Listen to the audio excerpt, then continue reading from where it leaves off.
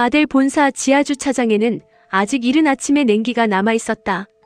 다니는 차 안에서 손에 쥔 휴대폰을 내려다보고 있었다. 제임스가 보낸 마지막 위치 정보는 이곳을 가리키고 있었다. 박철수. 그 이름 하나 때문에 진주도 다니도 현준도 유나도 정란도 서로 다른 방향으로 흔들리고 있었다. 진주는 조수석에서 오래된 녹음기와 김명희의 편지를 다시 확인하고 있었다. 손끝은 떨렸지만 눈빛은 흔들리지 않으려 애쓰고 있었다. 정말 여기로 올까요? 다니는 주차장 입구를 바라봤다. 박철수는 도망치고 싶은 사람이야. 하지만 내 엄마가 남긴 기록을 끝까지 버리지 못했어. 그런 사람은 마지막에 꼭 자기가 믿을 수 있는 사람을 찾게 돼. 진주는 낮게 물었다. 그 사람이 우리를 믿을까요? 다니는 대답하지 못했다. 지금까지 너무 많은 어른들이 진주를 속였다. 믿으라고 말할 자격이 자신에게 있는지도 알 수 없었다. 대신 다니는 진주의 손 위에 자신의 손을 올렸다. 믿게 만들어야지. 이번엔 우리가 먼저 숨기지 않으면 돼. 진주는 다니를 바라봤다. 아직 이모라는 말은 쉽게 나오지 않았다. 하지만 그 손의 온기만큼은 거짓처럼 느껴지지 않았다. 주차장 가장 안쪽 기둥 뒤에서 한 남자가 모습을 드러냈다. 낡은 모자를 눌러쓰고 회색 점퍼에 검은 가방을 들고 있었다. 그는 주변을 살피며 천천히 걸었다. 진주는 숨을 멈췄다. 다니는 차 문을 열고 나갔다. 남자는 바로 몸을 돌려 도망치려 했지만 진주가 먼저 그의 앞을 막았다. 박철수 씨. 남자의 눈빛이 흔들렸다. 사람 잘못 봤습니다. 진주는 가방에서 붉은 돌을 꺼냈다. 김명희의 표식이 새겨진 돌이었다. 남자의 얼굴이 굳었다. 그는 더 이상 도망치지 못했다. 그 돌을. 진주는 떨리는 목소리로 말했다. 김명희 씨가 남긴 거죠. 아니, 제 엄마가 남긴 거죠. 박철수의 눈가가 젖었다. 그는 천천히 모자를 벗었다. 오래 숨어 산 사람의 얼굴이었다. 세월과 죄책감이 깊게 패인 얼굴. 다니는 한 걸음 다가갔다. 박철수 씨, 저는 김다니입니다. 박철수는 다니를 보는 순간 고개를 숙였다. 살아계셨군요. 다니의 눈빛이 흔들렸다. 저를 아세요? 박철수는 웃지 못했다. 김명희 씨가 죽기 전까지 부탁한 사람이니까요. 김다니만큼은 살려야 한다고. 진주의 손이 떨렸다. 그럼 저는요? 저는 왜 백준기 대표님 딸로 살았어요? 박철수는 대답하기 전에 주변을 다시 살폈다. 여기 오래 있으면 안 됩니다. 박태호 회장 사람도 오정란 사람도 최삼식 쪽도 다 움직이고 있어요. 다니는 낮게 말했다. 그러니까 더 도망치면 안 됩니다. 이제 말해야 해요. 7년 전 사고 백준기 대표님, 김명희 언니, 그리고 현준 씨까지. 전부요. 박철수는 손에 든 가방을 내려다봤다. 그 안에 세월이 들어있었다. 오래된 장부, 녹음기, 사진, 출생 관련 기록. 그는 가방을 다니에게 내밀었다. 이걸 가지고 바로 경찰로 가십시오. 진주의 얼굴이 굳었다. 경찰이요. 박철수는 고개를 끄덕였다. 박태호 회장이 숨긴 것 중에 가장 위험한 게 있습니다. 7년 전 백준기 대표 사고가 단순 교통사고가 아니었다는 증거. 그리고 아델 물류창고 폭발 사건과 연결된 자료입니다. 다니의 눈빛이 바뀌었다. 폭발 사건. 박철수는 입술을 떨었다. 박태호 회장은 직접 손에 피를 묻히는 사람이 아니었습니다. 늘 누군가의 손을 빌렸죠. 하지만 이번 자료는 다릅니다. 폭발물 제조와 사용 지시 정황이 나옵니다. 누군가 이미 경찰에 일부를 넘겼을 겁니다. 회장님은 곧 무너집니다. 진주는 숨을 삼켰다. 누가 넘겼어요? 박철수는 고개를 저었다. 저도 정확히는 모릅니다. 하지만 오정란은 아닙니다. 그 여자는 박태호 회장이 무너지면 같이 죽는다는 걸 알아요. 다니는 가방을 받아들었다. 무게가 생각보다 무거웠다. 단순한 서류의 무게가 아니었다. 아델의 죄, 한 가족의 파멸, 진주의 출생, 현준의 출생, 백준기의 죽음이 그 안에 들어있었다. 그때 멀리서 차량 불빛이 들어왔다. 박철수가 놀라 뒤돌아봤다. 벌써 왔군요. 진주가 긴장했다. 누구요? 차에서 내린 사람은 유나였다. 그녀 뒤로 최삼식이 초조한 얼굴로 따라 내렸다. 유나는 박철수를 보자마자 얼굴이 굳었다. 정말 살아있었네요. 박철수의 눈빛이 흔들렸다. 최삼식 딸. 최삼식은 고개를 숙였다. 철수 형. 박철수는 그를 바라봤다. 너는 아직도 딸 뒤에 숨냐? 최삼식의 얼굴이 일그러졌다. 유나는 그런 아버지를 붙잡았다. 아빠, 지금 그런 얘기할 때 아니에요. 진주는 유나를 노려봤다. 너도 박철수 씨를 찾았어. 유나는 물러서지 않았다. 나도 살아야 하니까. 그리고 내가 가진 소송도 해결해야 하니까. 단이는 싸늘하게 말했다. 정난 씨와 손잡았군요. 유나의 눈빛이 흔들렸지만 곧 고개를 들었다. 네. 손잡았어요. 나 혼자 당할 수는 없으니까요. 진주는 한 걸음 다가갔다. 최유나, 너는 끝까지 내 죄를 거래하려고 해. 유나는 숨을 삼켰다. 그래. 나 거래하려고 해. 내가 복수하려는 것처럼 나도 살아남으려고 하는 거야. 박철수가 두 사람 사이에 섰다. 그만해라. 너희끼리 물어뜯는 사이에 진짜 죄인은 빠져나간다. 그 말이 끝나자 주차장 입구 쪽에서 또 다른 차가 들어왔다. 이번에는 강 실장의 사람도 정난의 사람도 아니었다. 수사 차량이었다. 단이는 직감했다. 이미 일이 시작됐다. 아델 본사 최상층 회장실에서는 박태호 회장이 보고서를 넘기고 있었다. 겉으로는 평온해 보였지만 비서는 문 밖에서 다급하게 전화를 받고 있었다. 사무실 안으로 들어온 강 실장의 얼굴은 굳어 있었다. 회장님, 경찰 쪽 움직임이 이상합니다. 회장님은 보고서에서 눈을 떼지 않았다. 누가 넘겼지? 확인 중입니다. 회장님은 서류를 덮었다. 확인 중이라는 말은 듣기 싫다. 강 실장은 고개를 숙였다. 박철수 쪽 자료가 넘어간 것으로 보입니다. 폭발물 관련 기록도 포함되어 있을 가능성이 있습니다. 회장님의 눈빛이 처음으로 흔들렸다. 그 자료는 없어졌어야 했다. 누군가 사본을 가지고 있었던 것 같습니다. 회장님은 자리에서 일어섰다. 아직 몸이 완전히 회복되지 않은 탓에 잠시 책상을 짚었지만 곧 다시 허리를 폈다. 김단희. 강 실장은 조심스럽게 말했다. 김 사장님이 박철수를 만난 정황도 있습니다. 회장님은 낮게 웃었다. 명의 딸과 단희가 손잡더니 결국 여기까지 오는군. 그 순간 비서가 문을 열고 들어왔다. 얼굴이 창백했다. 회장님, 큰일 났습니다. 당장 피하셔야 됩니다. 회장님은 비서를 노려봤다. 무슨 소란이야? 비서는 문 밖을 돌아보며 말했다. 경찰이 올라오고 있습니다. 영장도 있습니다. 회장님의 눈빛이 차갑게 식었다. 그는 천천히 재킷 단추를 잠갔다. 박태호가 자기 회사 회장실에서 도망치는 꼴을 보이고 싶지는 않군. 강 실장이 다급히 말했다.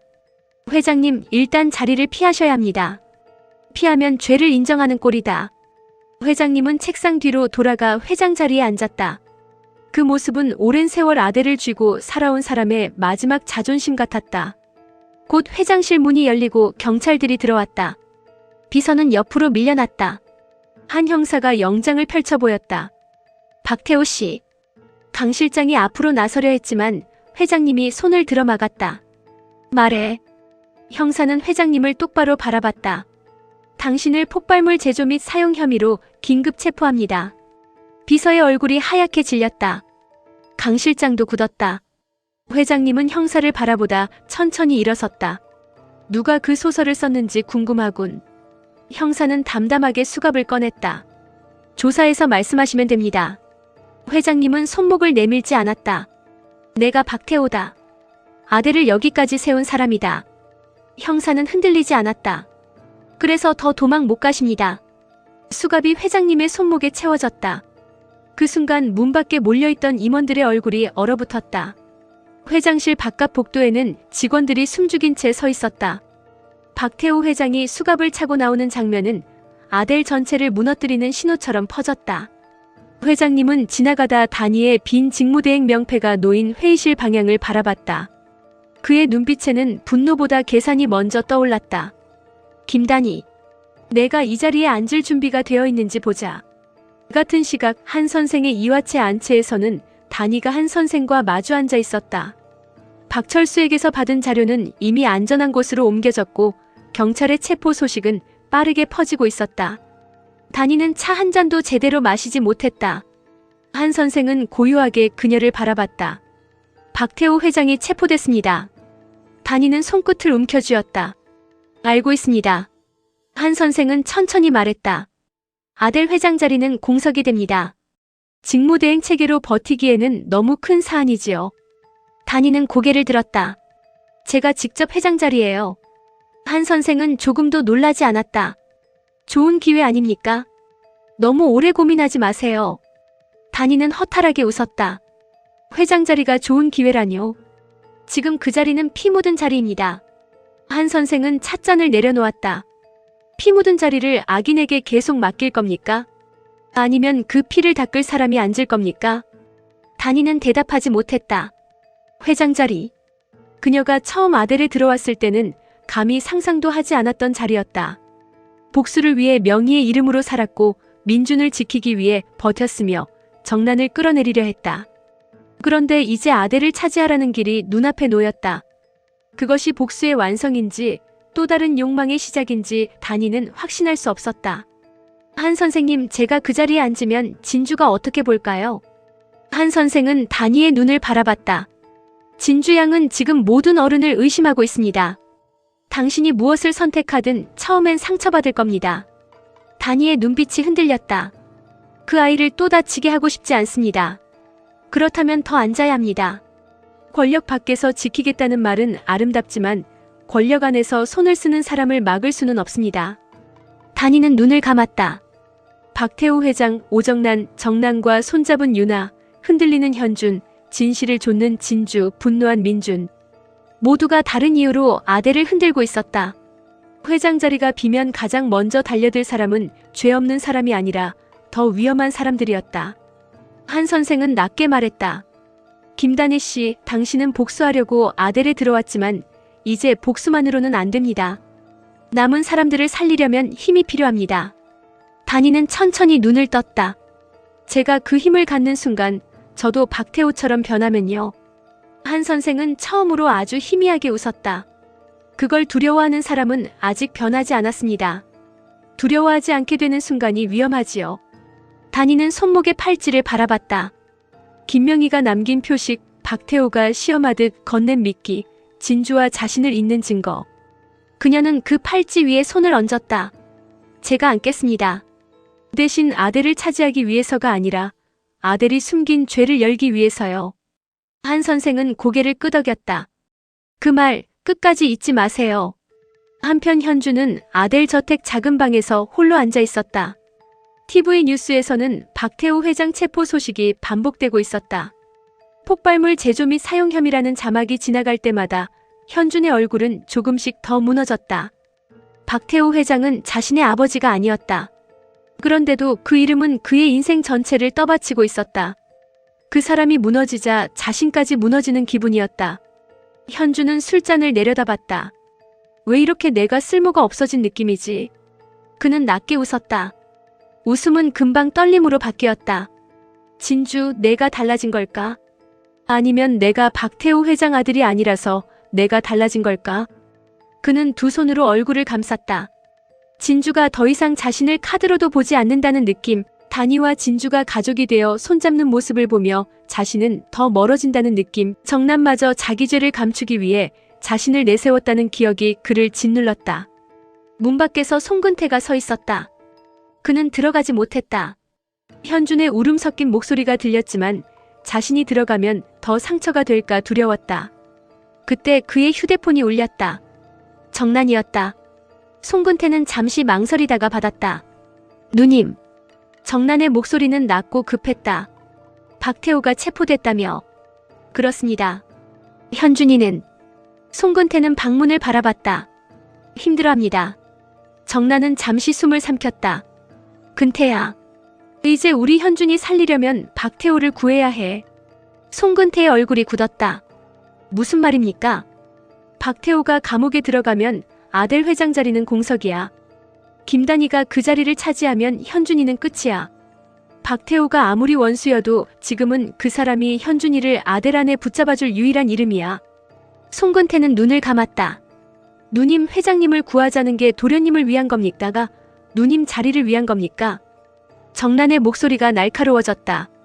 둘 다야. 그게 뭐가 나빠. 내 자리 무너지면 현준이 자리도 없어. 송근태는 대답하지 못했다. 정나는 숨을 고르며 말했다. 최윤아를 불러. 그 애가 가진 자료 중에 박태호를 빼낼 카드가 있어. 송근태의 눈빛이 어두워졌다. 그 아이를 또 끌어들일 겁니까? 그 애도 살려면 나한테 와야 해. 우리는 지금 같은 배야. 송근태는 현준의 방문을 바라봤다. 방 안의 현준은 아직도 자신을 박태호의 아들이라고 붙잡고 있었다. 그 이름이 거짓이라 해도 지금 현준에게는 마지막 버팀목이었다. 송근태는 작게 말했다. 알겠습니다. 정나는 전화를 끊고 한여방 거울 앞에 섰다. 한여복을 입은 자기 모습이 보였다. 그녀는 옷깃을 만지며 낮게 중얼거렸다. 김단희가 회장 자리에 앉게 둘 수는 없어. 곧 유나가 정난을 찾아왔다. 두 사람은 저택 뒤편 작은 창고에서 마주했다. 유나는 여전히 소송 압박에 지친 얼굴이었고 정난은 한여복 차림이었지만 눈빛은 다시 살아나 있었다. 유나가 먼저 말했다. 회장님을 구하라고요. 저한테 왜요? 정난은 낮게 웃었다. 너는 박태호가 무너지길 바랄 줄 알았니? 박태호가 무너지면 김단희와 백진주가 힘을 얻어. 그러면 내 10억 소송은 더 세게 들어갈 거고 민준이는 너를 끝까지 물어뜯겠지. 유나의 눈빛이 흔들렸다. 회장님이 돌아오면요. 박태호는 거래할 줄 아는 사람이야. 내가 가진 카드가 쓸모 있으면 소송도 막아줄 수 있고 민준이 분노도 다른 쪽으로 돌릴 수 있어. 유나는 의심스럽게 물었다. 제가 가진 카드가 뭔지 아세요? 정나는 유나의 가방을 바라봤다. 최삼식이 가진 서류. 폭발물 자료 일부가 조작됐다는 흔적. 너희 아버지가 아델 비자금 운반에 관여했다는 증거. 그리고 박철수가 숨긴 원본 중 일부가 빠졌다는 사실. 유나의 얼굴이 굳었다. 그걸 어떻게 해? 정나는 차갑게 말했다. 너만 살려고 뒤지는 줄 아니. 나도 살려고 뒤져. 유나는 한참 정난을 바라봤다. 이 여자를 믿으면 안 된다. 하지만 믿지 않아도 손잡을 수는 있었다. 서로를 이용하는 것. 그게 지금 두 사람에게 남은 유일한 길이었다. 좋아요. 회장님을 구하는 대신 제 소송부터 막아주세요. 정나는 손을 내밀었다. 박태호를 빼내면 가능해. 유나는 그 손을 바라보다 잡았다. 대신 저 배신하면. 정나는 웃었다. 너는 아직 나를 배신할 만큼 큰 카드가 없어. 유나는 손에 힘을 줬다. 곧 생길 거예요. 경찰서 조사실에서 박태호 회장은 차가운 의자에 앉아 있었다. 형사는 자료를 펼쳐놓고 있었다. 폭발물 제조 지시 정황, 물류창고 출입 기록, 강 실장과의 통화 내역, 박철수의 증언 일부. 회장님은 자료를 보면서도 표정을 바꾸지 않았다. 형사가 물었다. 박태호 씨, 이 자료에 대해 어떻게 설명하시겠습니까? 회장님은 낮게 말했다. 조작된 자료다. 전부 조작이라는 겁니까? 내가 폭발물을 만들 이유가 없다. 형사는 그를 바라봤다. 이유는 많습니다. 백준기 대표 사건 재수사, 김명희 씨 관련 기록 은폐, 박철수 씨 증언 차단. 충분해 보입니다. 회장님의 눈빛이 차가워졌다. 수사관님, 충분해 보인다는 말로 사람을 죄인 만들면 안 되지. 형사는 녹음기를 켰다. 그럼 박철수 씨 대질 신문을 준비하겠습니다. 그 말에 회장님의 눈동자가 아주 짧게 흔들렸다. 박철수는 오래전부터 거짓말로 먹고 산 자다. 형사는 담담하게 말했다. 그분은 지금 증인 보호 요청 중입니다. 회장님은 손을 움켜쥐었다. 박철수가 공식 증인이 되면 상황은 달라진다. 그가 가진 원본 장부와 녹취가 법적 절차로 들어가면 아델 내부 권력으로 막을 수 있는 선을 넘게 된다. 조사실 밖에서는 강 실장이 변호인과 통화하고 있었다. 그의 얼굴도 드물게 흔들리고 있었다. 박태호 회장이 체포된 일은 아델의 지배 구조를 단번에 흔들었다. 임원들은 이미 누가 다음 회장 대행으로 올라설지 계산하고 있었다.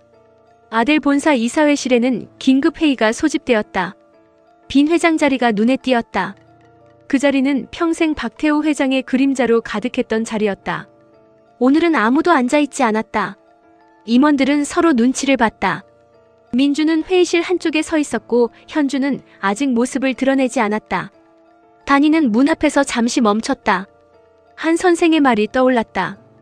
피 묻은 자리를 악인에게 계속 맡길 것인지 그 피를 닦을 사람이 앉을 것인지. 윤정이 옆에서 속삭였다. 다니야, 정말 할 거야. 다니는 빈 회장 자리를 바라봤다. 해야지. 무섭지 않아. 다니는 작게 웃었다. 무서워. 그래서 해야 해. 그녀가 회의실 안으로 들어서자 임원들의 시선이 모두 향했다. 한 임원이 먼저 말했다.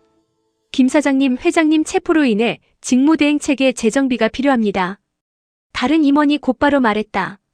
외부 인사를 임시회장으로 세워야 한다는 의견도 있습니다. 민준이 차갑게 물었다. 외부 인사라면 누굴 말하는 겁니까? 임원은 눈을 피했다. 이미 누군가 뒤에서 움직이고 있었다. 정란인지 윤아인지 혹은 회장님 사람들인지 알 수 없었다. 다니는 조용히 빈 회장 자리 앞으로 걸어갔다. 손목에는 붉은 팔찌가 있었다. 그녀는 그 자리에 앉지 않고 서서 말했다. 아델은 지금 죄를 숨기기 위해 권력을 쓰던 시대를 끝내야 합니다. 회의실이 술렁였다. 저는 회장 직무대행이 아니라 임시회장 후보로 나서겠습니다. 민준의 눈빛이 흔들렸다. 윤정은 숨을 삼켰다. 임원들은 서로를 바라봤다. 바로 그 순간 문이 열렸다. 현준이 들어왔다. 얼굴은 창백했지만 눈빛은 가라앉아 있었다. 그 자리에 김 사장님만 앉으라는 법은 없죠. 다니가 현준을 바라봤다. 현준 씨. 현준은 빈 회장 자리를 바라봤다. 저도 출마하겠습니다. 회의실이 크게 술렁였다. 민준은 현준을 바라봤다. 현준아, 지금 감정적으로 움직일 때가 아니야. 현준은 형을 바라봤다. 형은 늘 그렇게 말하죠. 내가 뭘 하려고 하면 감정이라고. 그런 뜻이 아니야. 그럼 무슨 뜻인데요? 난 박태호 회장 아들이 아니니까 이 자리 욕심내면 안 된다는 뜻입니까? 민준은 굳어버렸다. 다니는 조용히 말했다. 현준 씨, 이 자리는 증명하려고 앉는 자리가 아닙니다. 현준은 웃었다. 김 사장님은 복수하려고 들어와서 회장 자리까지 오셨잖아요. 나도 내 존재를 증명하려고 올라가면 안 됩니까? 그 말은 다니의 심장을 찔렀다. 현준은 이어 말했다.